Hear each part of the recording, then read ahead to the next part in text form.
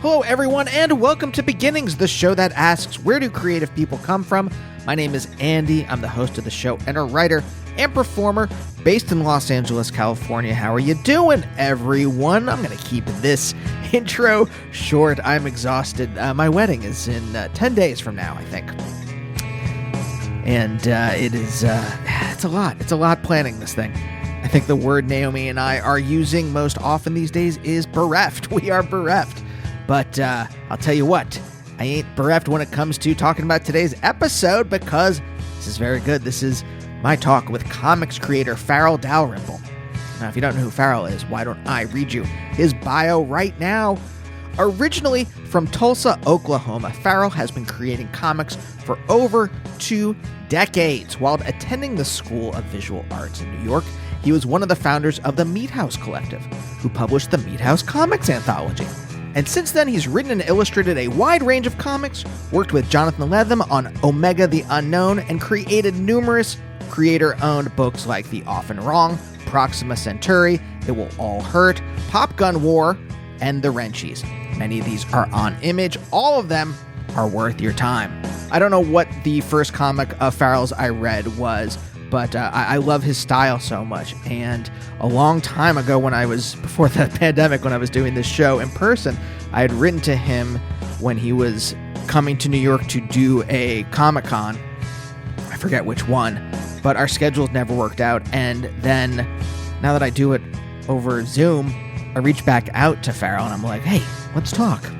And he has a really interesting childhood. I won't spoil too much of it, but he grew up in an evangelical household, and his mom worked for a televangelist, and yeah, there's lots of interesting stuff there. I hope you enjoy this episode. Oh, one recording note, Farel was talking to me on Zoom on his phone at one point, so we couldn't record his side, and there's a little digital noise in the middle because I have Spectrum, and Spectrum is a terrible internet provider. And it slowed down, but it only lasts for, I would say, probably like 15, 20 seconds. And it really isn't too distracting, but I just want to let you know that it's not something that goes on for too long. But you know what does go on for too long?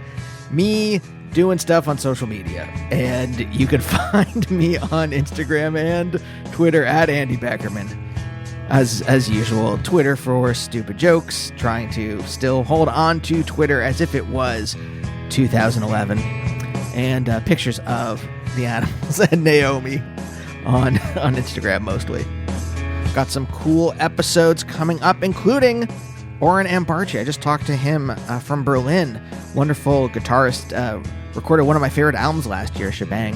That was a really cool talk. And yeah, so stay tuned for that. But for now, publishing note, because the wedding is next week, I'm going to take next week off. So just wanted to put that out there. Okay, and now having done that, let's talk to Farel.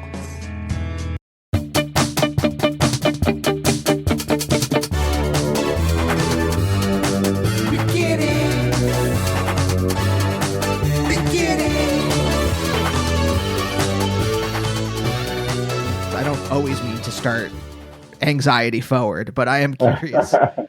Are you an anxious person at all? Do you identify with my emotional state, or is this foreign to you? No, I definitely get anxious. I'm, high levels of stress over, I try to pretend that I'm like this, chilled out person, but, there's more than one thing going on. I get really stressed out, pretty easy. So yeah, that, my whole family too is not, the most I haven't seen them very much since, the past few years, but, they're not much for vax, I got triple vax and all that, so, I got all the shots and everything, but, it's kind of if my mom's an elderly person, so I go and take her shopping and stuff sometimes. And that's kind of nerve wracking going in the house sometimes. Okay, how many teenagers are, in here touching things and not, taking any kind of precautions and stuff. So what are you going to do? Gotta hope for the best and try to prepare for the worst. But see, that seems like an emotionally healthy attitude at the very least, even if you're anxious about it.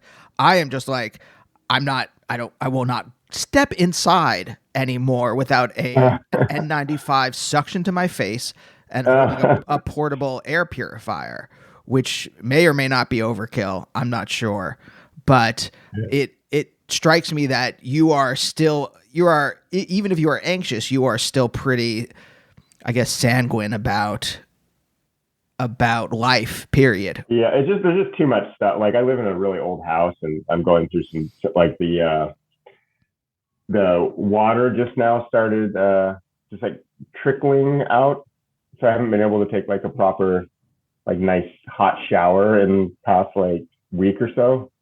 And it's like, but there's also like, are the pipes in the house lead? Are they like lead? Because it's like 1906 it was built in. I know some of them been replaced with like copper pipes, but like I just started like running the cold water for like 30 seconds or more, and then filling up a bunch of water bottles, so I wouldn't have to just keep doing that throughout the day, because it's supposed to be, if you run the pipes for a while, it's just to be better. They're not supposed to be like lead in them as much, I guess. So it's like there's that, and about 100 other things I get like really worried about, and then I just kind of have to like, okay, I did the most that I can do with still being able to function today. So it's like, what are you gonna do? It's like I still have to have like time to draw and have relationships and things like that. Mm-hmm, mm-hmm. So okay, then this makes me have to ask: have you always been like this, or is this something that you have worked your way towards in adulthood? I guess I was when I was younger. I was really stressed out about certain things, and they weren't always like rational. If if I went to like church or something, and it was like, okay, go in the youth group, and there's like more than 3 kids in there, I'm like, just have like a panic, like probably like some kind of imagined bullying or something that I which probably was probably sort of ridiculous to get stressed out about it, but like that's the kind of thing that I felt like used to stress me out, and now it's like yeah, I guess the more valid concerns. But yeah, I guess I'm always kind of a nervous individual in general.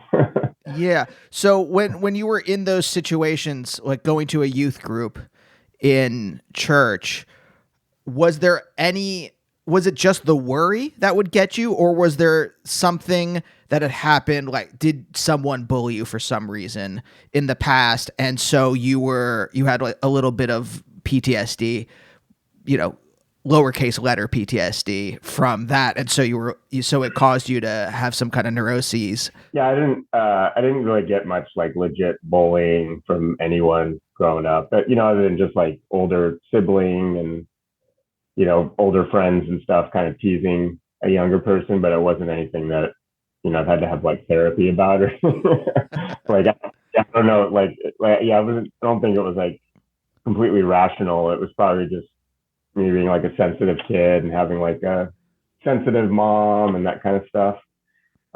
You get some of that stuff probably just inherent, but I think like some of that stuff you just pick up from older people that are around you or the environments you're in, or I do anyway. Yeah, I don't have any like tragic stories or my youth really, other than, like weird little unjust things, like someone telling on me that I was like talking or something and I wasn't, and then I got like a spanking at school, So I went to like Christian schools growing up. So like when I was really little, I went to like these small Christian schools in Oklahoma and stuff where I got like spanked a lot. And I was like kind of usually confused as to why I was being punished most of the time, He's like, do you know why I'm doing this? I'm like, actually, not really. I don't know exactly where I am right now. It's like, I don't, I'm just like a little kid. I don't really understand that. Oh, someone said I breathed on his food. I remember that was like one thing that I got spanked over. breathing on someone's food. I was like, I don't remember doing that, but okay. What a weird thing to punish someone in a to have any kind of corporal. I was going to say violent manner. It is violent, I guess, but I didn't want I to. I think don't. so. Yeah.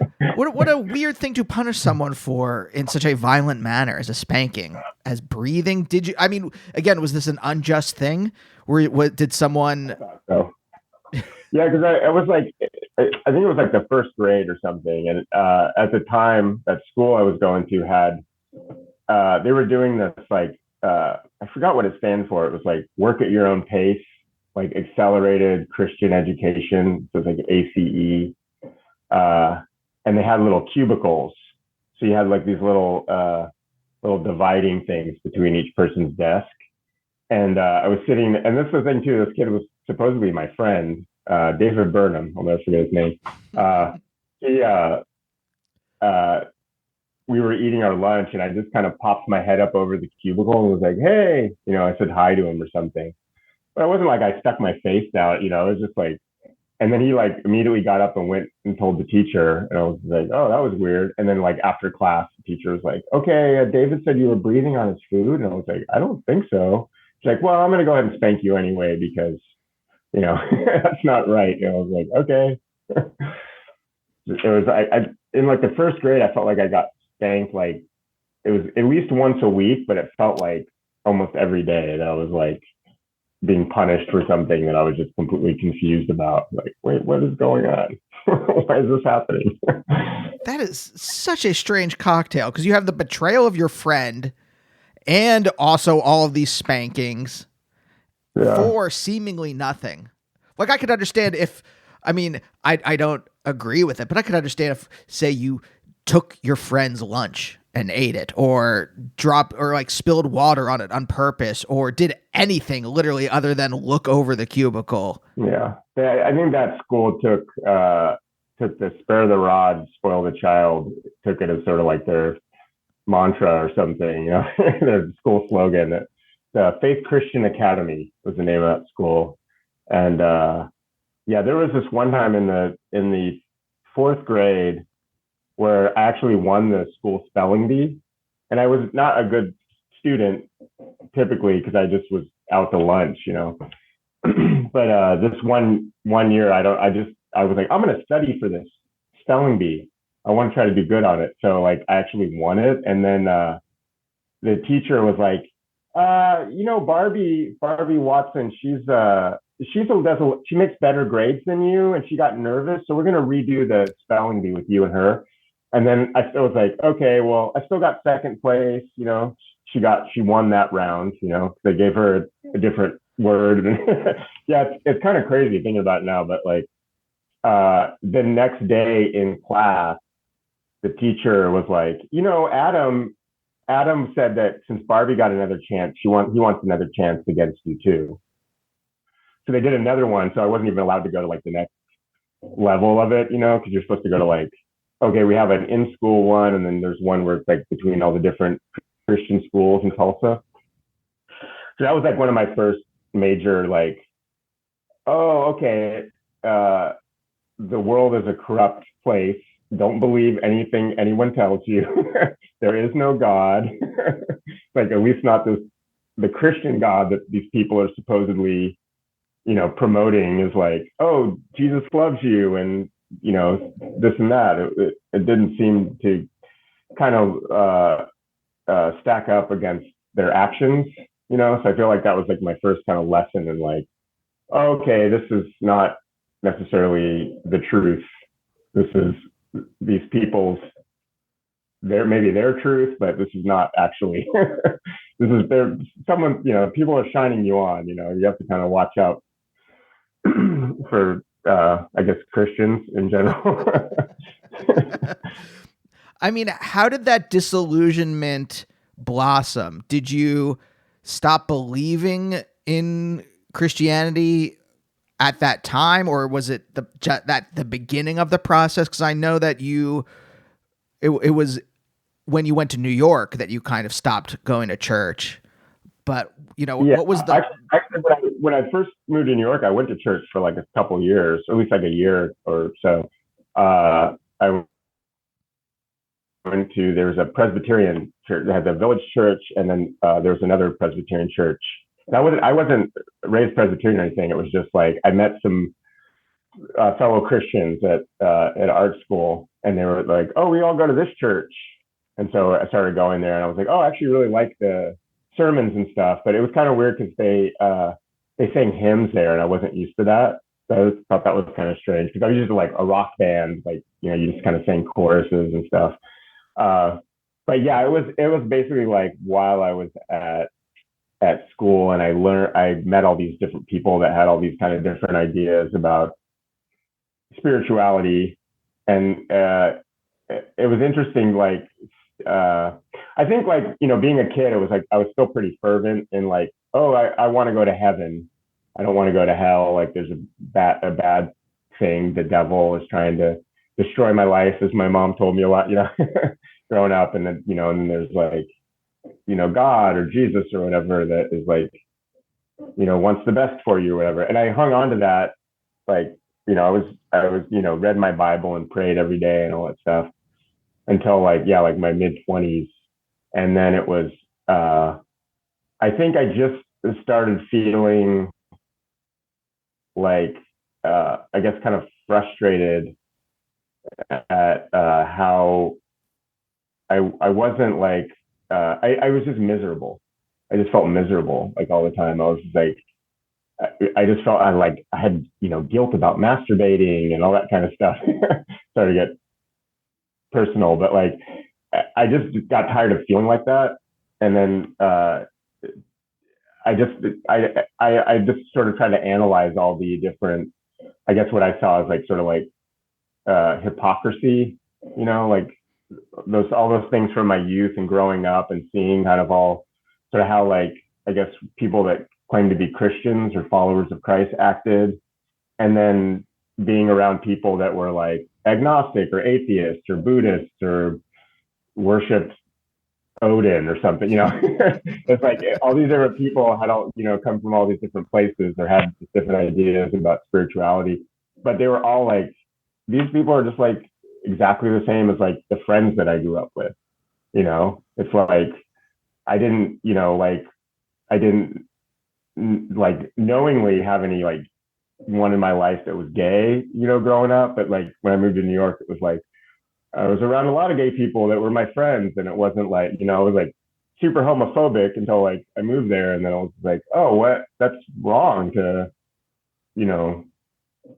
judge people for what for how they are, and so yeah, it was just I guess like all that kind of stuff, just from years, and then it was just kind of finally came to a head there when I actually had real, I was around like real people that had thoughts and feelings and didn't, that weren't necessarily like what I was taught. It was like, oh, you're gonna move to New York, and there's like people that they're bad there, they're gonna try to destroy you or do mean things to you, so be around Christian people. And I was like, well, the Christian people seem like just the same as the non-Christians. They just go to church more and like talk about God and stuff. Didn't really seem like there was any kind of like I don't know, like it just stopped making sense to me at that point. I didn't feel like I was getting anything out of being a Christian. So I just kind of was like, well, I don't really understand any of this, but like I don't believe in this anymore. So I'm just going to kind of take a step back and I guess consider myself agnostic or something, like I don't know if there is a God or that, there isn't. And then just kind of over the years, I don't know, maybe it was like 10 years ago or something like that now. I just was like, what, I'm an atheist. I'm just not even, there's not even a question. Like, like seeing, the way that the whole world, just has kind of unfolded and stuff. I'm just like, I can't really believe in any kind of higher power at this point. It just seems so random and crazy. And like, any kind of like spirituality, like unless I have some kind of like personal spiritual experience, uh, I just have to default to like, okay, I know nothing, you know, like I don't know anything. So like anything anyone tells me about God is like something that they were taught, you know, not something that I've experienced myself. So I'm not gonna like even be like, well, maybe that's the case. You know, it's like, no, that's not, I don't want to even think about that stuff Hmm. Hmm. anymore. You know, it's like, I just have to focus on real life. You know, I just have to focus on what's around me. I do believe in the idea of, doing to others as you would have them do to you. Yeah. Cause I feel like that concept even predates Christianity or any kind of religion in the sense of like, it's just logical, like, well, I don't want to be murdered, so I'm not going to murder you. Okay. It's just like a social contract. Like, let's just be cool to each other. And then everyone will get along, you know? It's like that Yeah. idea is like totally makes sense to me. But, beyond that, I don't really, I don't have to like describe like a god to like seeing a beautiful sunset or hearing like a nice piece of music that affects me in my heart or whatever, or brain or spirit or, you know, whatever you want to call it. I don't have to say like, oh, that's God. You know, it's just like, oh, that's just like a beautiful thing, you know, that I got to experience. Yeah. When you were growing up, was there any kind of positive edge to spirituality? Because you saw the kind of degraded corruption of the physical parts of the church, right? Or you know you saw you kept getting punished unjustly. You saw the hypocrisy in front of you in some way. But was there anything besides that pushing you maybe into the direction that you eventually went about the actual spiritual side? Was there anything positive for you that filled you up or that pushed you in a certain direction?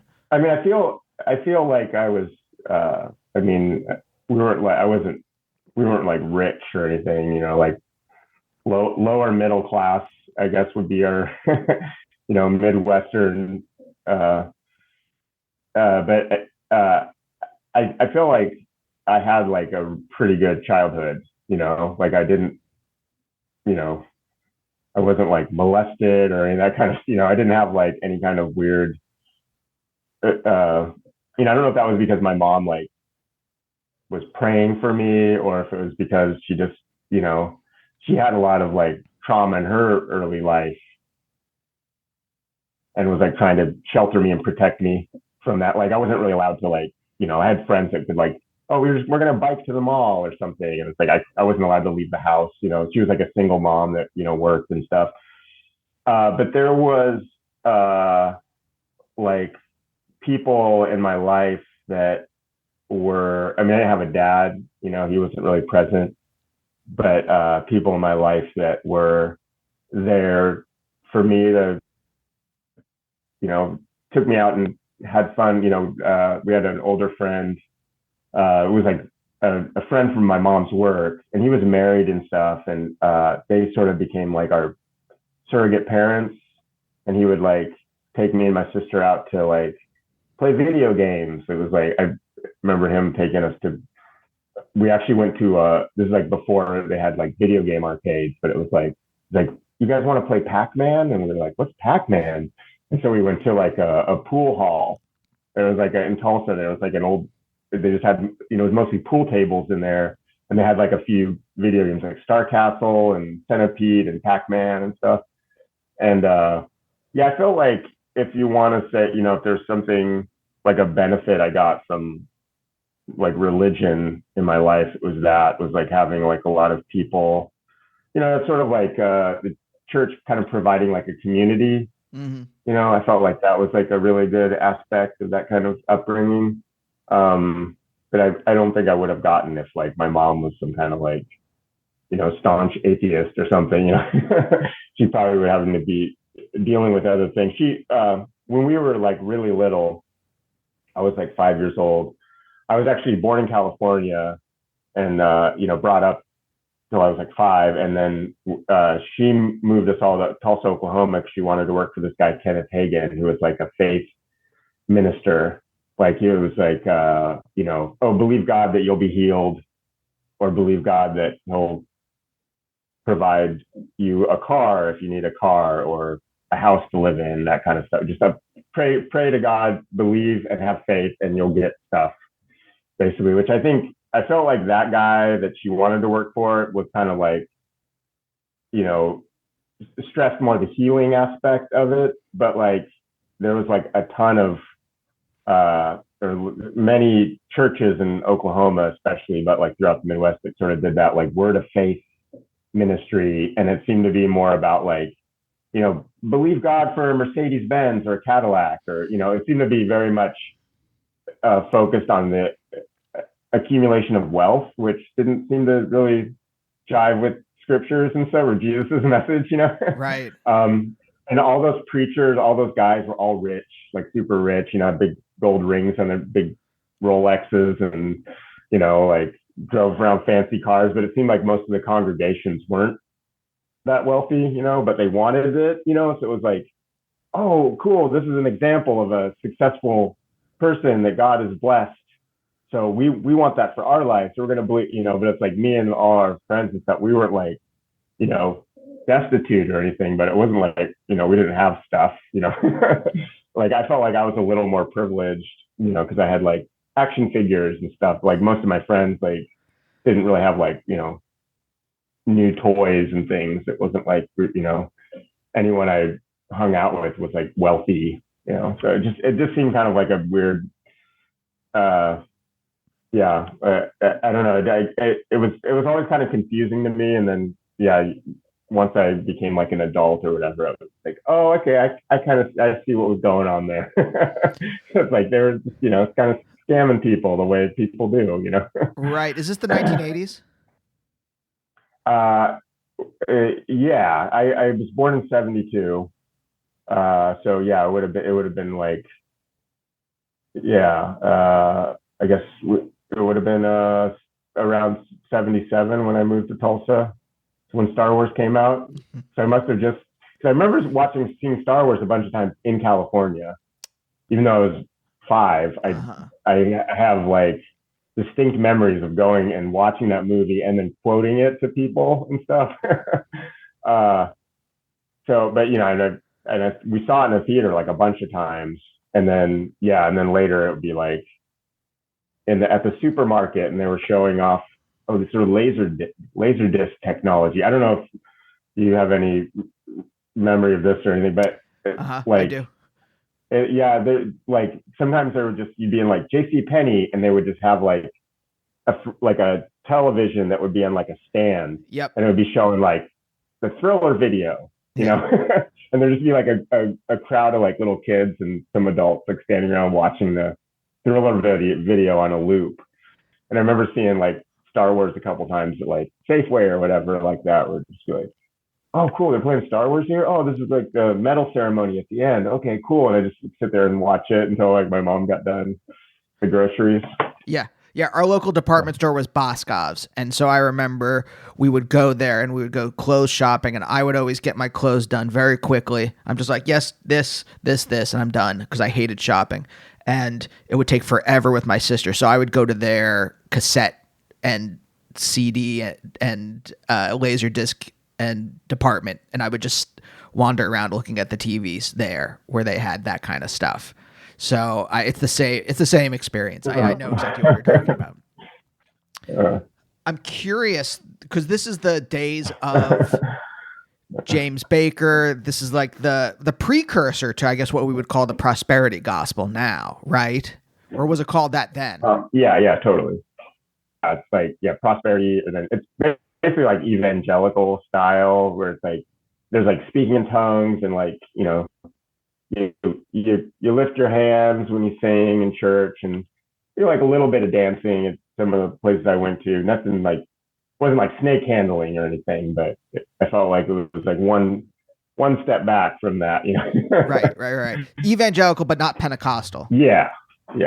So when were your parents married? My parents got divorced. I think I probably was like around 2 or something.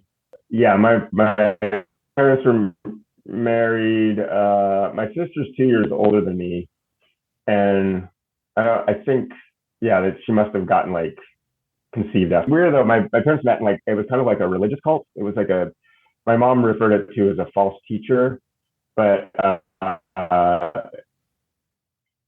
talked to my dad, like he's not alive anymore, but like some years back, he talked to me a little bit about it, and he said it was actually called esoteric Christianity. So it was some kind of like form of Christianity, but it was like a small group. My mom just referred to it as the group or whatever, or the false teacher. Uh, and it was like a guy who was like a good artist, like he was like a pianist and a visual artist and stuff. He actually ended up teaching Joni, the paraplegic that would draw with her mouth. I don't know if you No. remember. I remember reading a book about her when I was younger, and she's like, yeah, she's like an amazing artist and did it all with her just her mouth, like a pencil or pen in her mouth, and could do these amazing pieces. But yeah, my I think it was like a half brother actually told me that he ended up becoming like her art instructor at some point. But yeah, they met there, and then we're married like yeah, I guess until I was like around 2, and he was kind of like an abusive alcoholic type person. Oh gosh. I don't know why I'm laughing at that, but Mm. yeah, and so she had a dad who was an alcoholic, and it was like too much for which rightly so. She shouldn't have. I'm glad that she left when she did. Uh, so yeah, we were pretty estranged from him. My most of my life, and then it was I think maybe around when I was like 20 or so, my sister got in touch with him, and then they kind of had a reconciliation, Mm. and then I hung out with him a few times, and then yeah, and then we kind of stopped talking to him again, and then yeah, just it was like maybe like 2 years ago. I think he got like lung cancer or something, and Uh, he was living in Mexico or someplace like that with someone, and yeah, I didn't really get a lot of the details about it, but yeah, I don't know. It was kind of weird because like I felt like it was like my dad died around then, and I had like 4 or 5 different friends whose like dads all died like almost within that same year, mm. like 2020 or something like that, 2019. Like yeah, I don't know. I guess it's just one of those things you get to a certain age, and then it's like okay, all these similar things happen to people that are around the same age as you. Yeah. Yeah. Yeah. You start the reality of existence starts really showing its teeth, and you're just like, oh, this is what life is. Oh boy. Uh oh. Yeah, I don't know. He was like kind of like he's kind of like my sister. He's like really really gregarious, and like it seemed like people liked him a lot, and he had like I know he was always like laughing and telling stories and stuff like that. I think it was like yeah, I think it was mostly just the drinking thing that my mom couldn't really get down with. Yeah, of course. Do you know if she was religious before she joined this group in California, the esoteric Christian group, or was she like searching for something and that's the thing that filled in whatever she was searching for? Yeah, I think it was the latter because she was raised. I mean, she's 84 now, and she was raised. Her dad was a country doctor kind of thing, and she was like kind of by herself mostly growing up. But I think when she like got to be old enough to be out on her own, she was kind of more of like a beatnik artist type person, and wasn't like she told me she used to when she lived in San Francisco, she used to go see like Miles Davis and John Coltrane, and like would be sitting like right next to them as they're playing. Yeah. It seems kind of wild now to think about that, but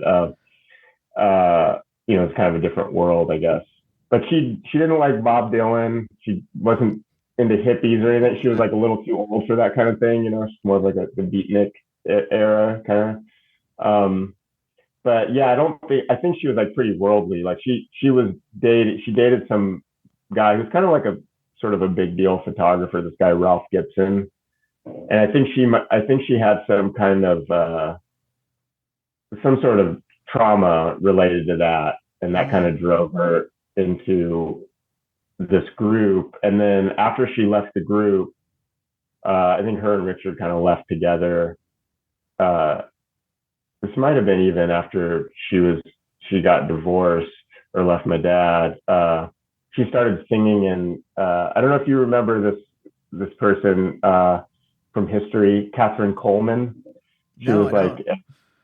yeah, she was kind of like a sort of like I'm blanking on the old evangelist, famous evangelist that used to do this, but she was kind of like a big personality, and she was like on television and stuff, and like seemed to be like one of the in like the 60s and 70s, and uh, she was kind of like a sort of a celebrity evangelist person, and she was if you watch like videos of her on YouTube and stuff, it's kind of strange. Like she's like like interesting, like a strange person. At least to me, like watching her now, I'm like, wow, that's intense that people would go and see her talk about God and stuff. But yeah, my mom joined her choir, which is weird because I don't remember my mom ever really singing when I was younger. But I guess she just wanted to be involved in the church or whatever.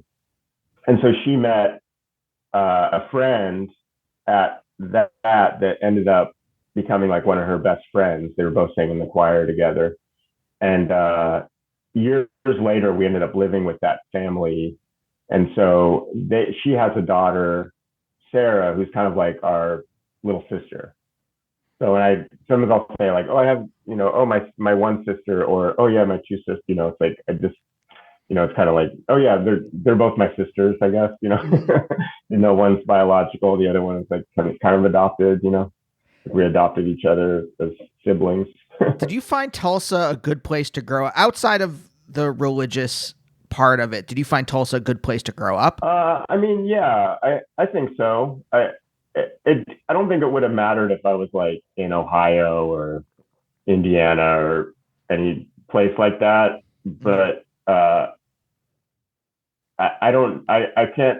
I mean, I can only speak from my personal experience. I mean, I know that Tulsa has like some of the most horrible, despicable history, or Oklahoma too. Just I guess historically, like. Hmm. But I was in such a bubble growing up. Like, I didn't know about the race massacre they had in Tulsa until I was in my 20s. It was Sure. like after I moved out of Tulsa, I had a couple of friends that I was going back to Oklahoma, a couple of friends in Oklahoma City that I was hanging out with, and they actually told me about it.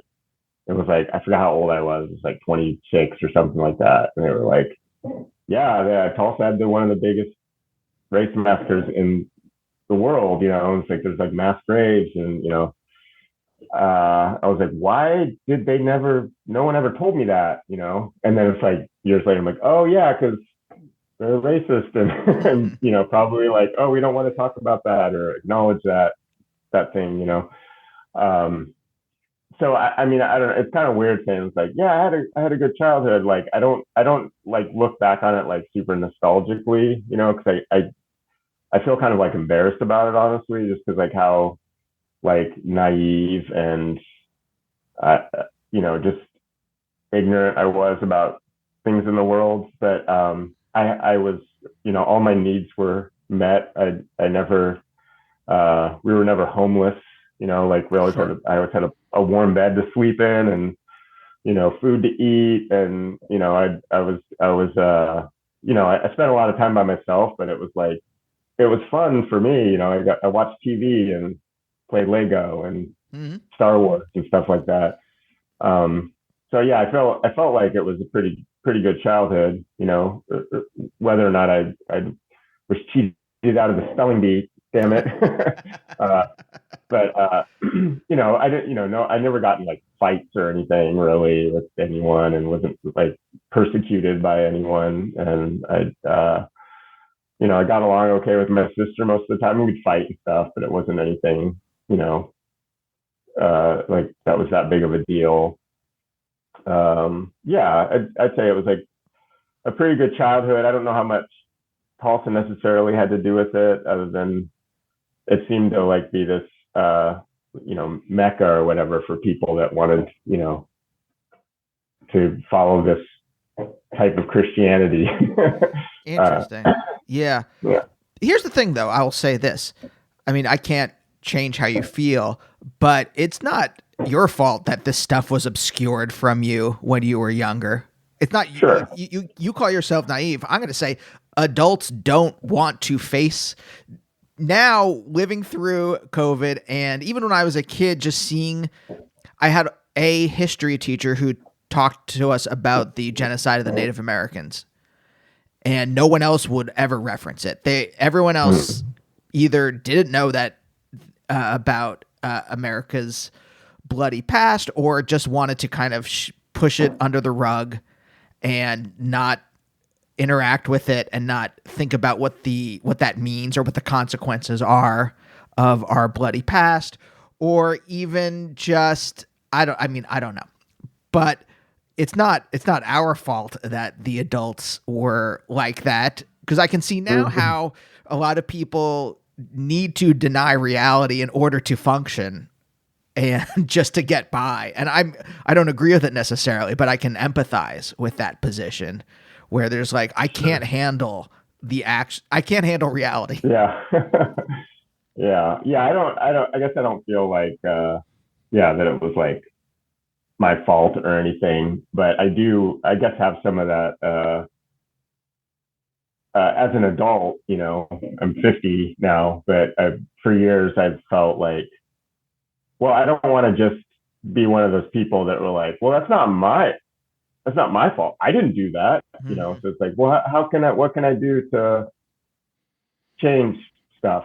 Like, well, how can I stop, besides not having kids, which this is a little late for me now with that, but how could I not pass on this same kind of, ignorance to the next generation? Like, how can I sort of try to own those things? It took me like a long time, I think, to, I guess, sort of acknowledge that I, am like privileged or whatever. I think just being around people that think, kind of think for themselves, and like, having friends over the years, sort of like, oh, let me tell you about the Black Panthers, or let me tell you about, even the fact that, like, I think someone had to, like, an ex-girlfriend actually told me, kind of made me sort of confront like my privilege, in the sense of like, she's like, well, you don't know what it's like to have to, anytime you go into a store, have some people look at you suspiciously, like that. Just realizing that that's like a type of privilege, of like, oh yeah, that must suck. It's like getting, I guess, kind of empathy for other people, and realizing like, oh yeah, not everyone has had the same type of upbringings or life or whatever. I don't know. I guess that's what I say when it's like, oh, I'm kind of like embarrassed by it. I don't want people to think that like I'm still, just because I was raised a certain way doesn't necessarily mean I think all those like ignorant things anymore. Sure. Do you think that you gained empathy through the community that you were a part of? Because it seems like when you witnessed the church as a capital C church, you could see corruption and hypocrisy there, but that you saw the good in people through the people, the actual people that were part of the church, and the actual way that you were raised. And I'm wondering if that gave you some measure of empathy there. You mean empathy for? Yeah, I would say so. It was kind of weird, because like I didn't get like, it wasn't like when I was younger. I mean, I did this even after I moved to New York, the churches that I was involved with there seemed to be kind of more in like street level, not witnessing, but actually doing stuff. Like working at the soup kitchen, or trying to help homeless people and that kind of thing. But being raised in that kind of like sort of evangelical style thing, it almost seemed like,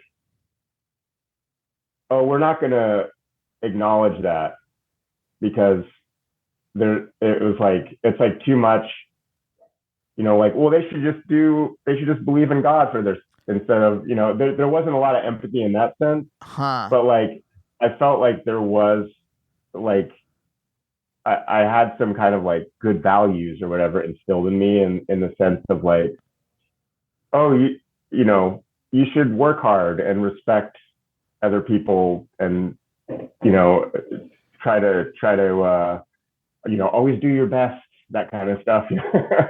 uh, like, oh, if you get something, my mom was doing, it's like, oh, if someone loans you something, or you're borrowing something or whatever, you should like return it in nicer condition than when you got it, like that kind of, just little life things. But Uh-huh. as far as like, I mean, it wasn't like it was like all white people at the church I went to. I mean, it was pretty diverse. Like I grew up, the church that we went to, uh, for several years, uh, it was the my mom ended up working. It was funny because it was that guy Kenneth Hagan I mentioned before. It was his son-in-law, Buddy Harrison. It was funny, I was just talking about him this morning. But he started a church called Faith Christian Fellowship, and that's the church that we went to. And she worked for him at this company called Harrison House, which was his publishing company. So she worked at the publishing company. We went to his church, and then he started a school called Faith Christian Academy, and we went to the school. So it was like really weird. It was all kind of like, and then of course at some point there was like all scandal, found out he'd been cheating, and all this, came to like financial ruin and all this stuff. And the church, I don't know if it like broke up entirely, but it was like one of several churches around that seemed like, it was like church after church we went to, where it was like, oh, this preacher got caught cheating on his wife with a male prostitute or whatever. This guy happened. It just seemed like that just kept happening. And even after I moved to New York and stopped being a Christian, like I would go back and visit or something, and I would hear about like, oh, this guy that everyone liked now did this thing. I forgot why I started going off about that, but what was your question again? I'm sorry. Well, I guess what I'm trying to narrow in on is, you said you were a sensitive kid and your mom was sensitive too. She was a sensitive person. And I'm wondering, what was the space that allowed you to develop that? Because I think that shows up in your work. And I think that for it to flourish in adulthood, you needed some space as a child for it to develop. And I'm kind of curious about what allowed you to be a sensitive kid, as opposed to someone who you could have easily put up walls, right? And maybe you did, and maybe you took those walls down. I don't know, but I'm kind of curious as to how you were allowed to continue to be sensitive into adulthood, how you were allowed to also, I know this is a lot, but I'm kind of curious, because that then allows your creativity to flourish as well. And I'm curious about that whole process. Yeah, I don't know. I mean, I spent a lot of time by myself. Like I always had like a buddy or something that I would hang out with. But a lot of my memories from being young is like being alone in my room, or, watching TV by myself in the living room or something. Like my sister had a lot of friends. She was more of a extrovert, and I was definitely an introvert. Growing up, and it was just something I just did. I just like, even when I was like playing, I was like making up stories with the action figures or whatever, and just watched a lot of TV. And I felt like as many lessons and stuff I got from like friends or parent kind of thing, I learned a lot of stuff from like television, and just like socially how to how to act and stuff, and Yep. not everything was good, of course, especially like 70s and 80s, like cinema, like, there's a lot of horrible stuff in there. I felt like they're teaching, young people. But yeah, I mean, I guess it was just, yeah, being, spending a lot of time by myself. And my mom was really, I don't know, indulgent is the right word, but encouraging for me to make art. Like, even though she was like religious and stuff, she's an artist as well. And was very supportive of that, of like anything like me and my sister did that was like creative. She was like super into, and I wasn't like an athlete or anything. I didn't really play sports, but I remember like just telling my mom one time that I liked soccer. And then so she like went and I don't know if she like felt bad I didn't have someone to like throw a ball with or whatever. Well, you don't throw a ball in soccer, but you know what I mean. She went to like the thrift store and then found like a book on soccer, and I was like, here we go, got me the book to to look at, which is kind of silly, like, but it was like, oh, that's cool that she, even at that young age, I could tell, I was like, oh, that's cool, my mom cares enough to get me a book about this thing that I just mentioned casually that I was into.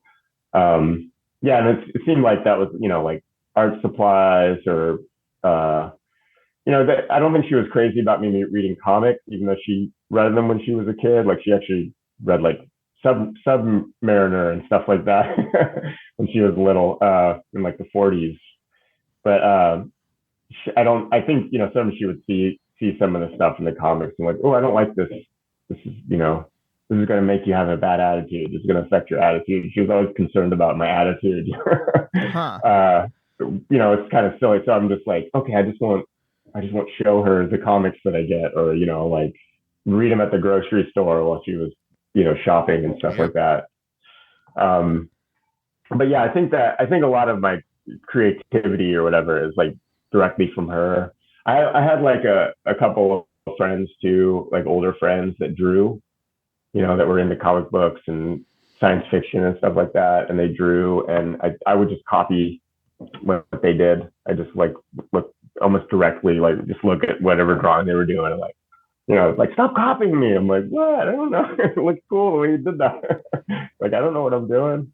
So yeah, that was probably just, just having people in my life that were artists and creative type people is what I guess made me want to do it too. And I really was never really had any kind of proficiency or aptitude or for anything else other than that. Like, anytime I would try to play sports or something, I was just terrible at all of them. I just didn't. It wasn't until I got like maybe like I was like around 18 or 19, I started working at a skating rink. I might have even been like 16 or 17 when I started working there, actually. So I was pretty young still, but old enough to be like, oh, I think I like doing athletic things. Like, I started roller skating and then playing roller hockey and then playing ice hockey. And I'm like, oh no, I like sports. I just never had, I guess, whatever that feeling you get from being on a team and competing and trying to push yourself to do your best and stuff. Like, I'd never really experienced that growing up. It was always just like, why are we doing this? Why do we have to stand out here? I guess I'll try to kick this ball. Like, I didn't really have any kind of joy in it until like, yeah, I was like older, and then like, okay, I guess I like sports and stuff like that. Never really been into watching them or anything, but I don't know why I'm comparing that to being creative, but because I mean, that can be creative in its own way too. But yeah, probably just because I wasn't the type of sports I was exposed to were like dudes watching like baseball games or football games while the women cooked and stuff, and that just seemed kind of weird and gross to me or something. Right. So what was it though? And I don't know if it's like there's if you can pinpoint it, because it's probably a process, but what is it that you're okay? So you're off in this direction. You're not a fan of sports necessarily when you're younger. You like kind of being on your own. You were encouraged to be creative. At what point, going off on this trajectory, do you think you want to try to do it professionally, or you at least want to study it further? Oh yeah, that's interesting. Yeah, that's what, yeah, I was sort of anti art classes, like when I was younger.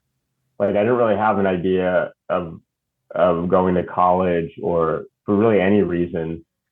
But even in like high school, junior high, like my high school experience is kind of weird because I dropped out in the 10th grade. And even the ninth and 10th grade, I was going to a really small school that had like, terrible curriculum. It was like any kind of intelligence or education I got, I should say, not intelligence.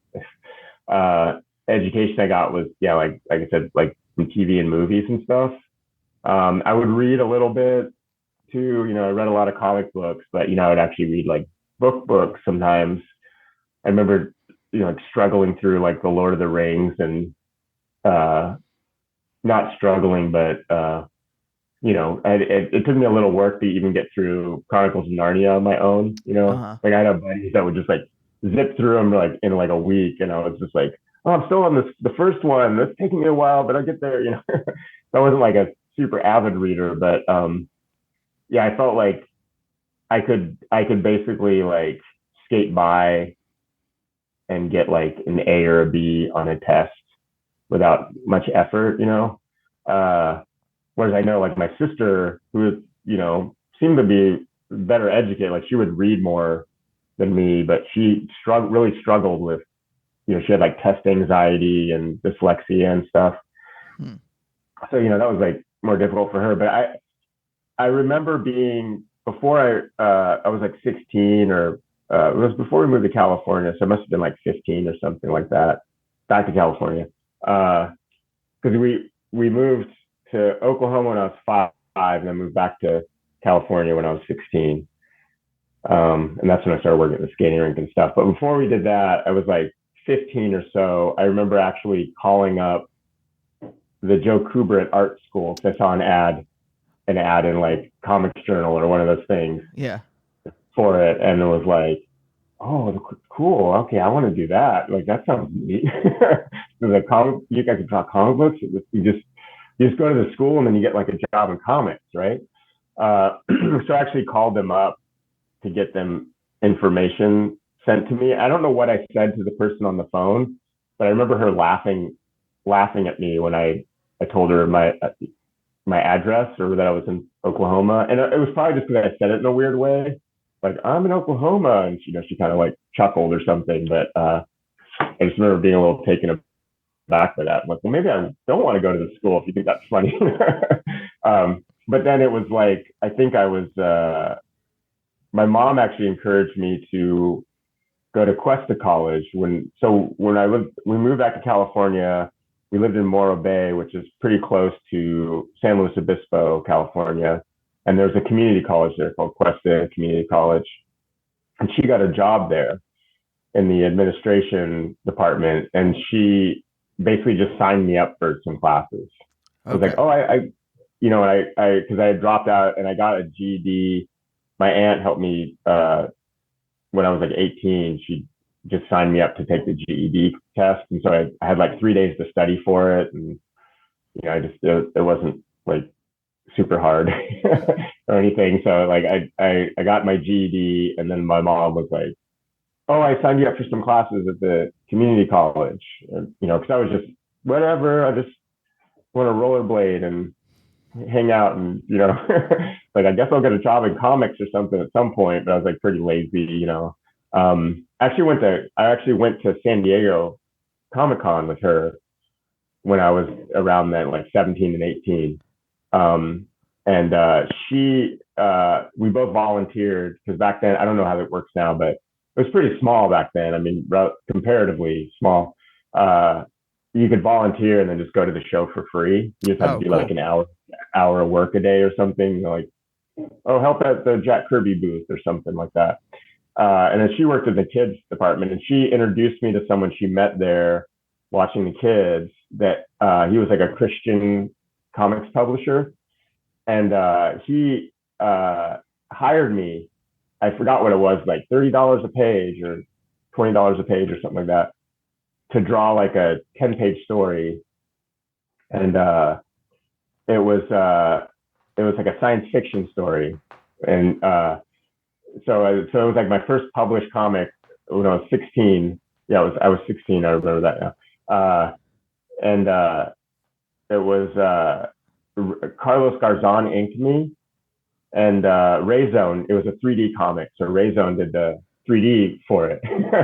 So it was weird. It's like my first published comic ever is a 3D comic. That, you know, so as my mom was like really, I guess, instrumental in me getting comic work, but I didn't get another comic job until like my 20s or something like that. But yeah, I was pretty lazy. I wasn't like super like dedicated to like, oh, I'm gonna do this thing, you know. It's just kind of like, well, this is the only thing I'm kind of good at. And then so I think going to Cuesta College, and I actually ended up taking a couple art classes there, and I wasn't like majoring in art or anything. I was just sort of, oh, I'll just take some classes here and there. I actually enjoyed the art classes, which was weird. I was just like, oh, okay, I like this. I'm like kind of better than most people in the class. You know, like it kind of gave me this like little bit of confidence boost or something. I'm like, I can do this. You know, the teachers were pretty good. And then so I moved back to Tulsa again when I was 19 with a buddy of mine from Tulsa. He came out to Morro Bay, lived with us for a little while, and then we moved back to Tulsa together. And I started working at the company that my mom used to work for, Harrison House. And I was working in the warehouse, like picking and packing orders. And I did that for like maybe like 6 months or something. And I just got like really, I didn't know I was depressed at the time, but I realize now that that's what I got, like really depressed and was like, oh, this sucks. And I was working like crazy hours too. They would sometimes work until like, you know, like really like past midnight, and then be like, okay, be back at 5 a.m. It's like crunch time. The guy that ran the company at that point was pretty cool. He was like one of those like guys I mentioned that was sort of like a father figure to me, and he was he was a great guy. And so I just was really unhappy, and then so I was like, oh, I should maybe go to college, because like I don't want to just keep working in this warehouse the rest of my life. So maybe I should try to. And I think that was like a really crucial to me, of like, oh, I'm paying my own rent now. I'm not just living in a friend's garage or something. I actually have like an apartment that I have to pay rent on. And I was like, this isn't good. This isn't what I want to plan for my life. Like, so I started going to Tulsa Community College, and I got an associate's degree there, associate in arts. And I had the really good art classes there, and the teachers there were really awesome. And this guy came to our school who was like a recruiter for School of Visual Arts. And so I was like thinking like, well, I want to either go there or to Kansas City Art Institute. And I visited both places. And the thing that really got me was that looking at the senior portfolio stuff from SVA was like really intimidating. Like it was like, it's funny thinking about it now, because it wasn't like, you know, it seems like really dated, the stuff that I was impressed by, but it was like Marvin Madelson was like a teacher there. So it's like a lot of this like really realistic, look like limited palette, realistic painting stuff that I don't even know if that's like a thing anymore. I guess it's all like digital painting now. But just seeing that stuff, I'm like, oh my God, I can never be that good. Like people that are students are doing this. Oh, wow. And I remember seeing a lot of the stuff at the Kansas City Art Institute, and was just like, it doesn't seem as like impressive to me, you know. It was cool because they had a campus that seemed kind of more like home, you know, like a nice community that you could kind of get into, but more collegey. But like SVA was like, oh, there's a building here, there's a building across town, there's a building, you know, a few streets down from that. It didn't really have like a campus, you know. Right. It was just kind of like, oh, there's this, you're just in the city. And I remember being really excited about that too. I'm like, oh my gosh, I'm in New York, and there's actually flagpoles and water towers like in Spider-Man comics. And so I was like, okay, I want to go to school here. I want to go to SVA. So that was like taking that trip to New York was like, okay, yeah, this solidified it. It's like I'm going to do this. And then yeah, when I got to SBA, it was like all the other students that were doing stuff. Like the couple years I went there, like even like thinking back to now, like seeing people have graduated since then, I'm like still like, man, that was like a really cool time to go there. Like I was super lucky that I happened to be there right when like James Jean, like most coolest famous artist in the world, like he was my roommate, you know. He was, you know, a few years behind. Like I think I was a junior when he was a freshman, but I could already see that he was, you know, incredible. And like Tomer Hanuka, there was like a bunch of the guys that we ended up doing the Meat House book with that were just like super inspiring to me, more than even like the teachers or anything. It was like, that was like the education to me. It was like just being around people that were making cool stuff, and it made me want to make cool stuff. Yep. You know? Yep. I do. I love that. I love that. Thank you so much for joining me today. Oh, of course. Yeah. Thanks for having me. Yeah. What a lovely time to talk with you. This was so nice. Thanks again. Oh, cool. Yeah. I'm glad we did it. Awesome. And we'll see you next time. Bye. Bye, oh, bye, oh, bye, oh, bye, oh, bye, oh, bye, oh, bye, oh, bye, oh, bye, oh, bye.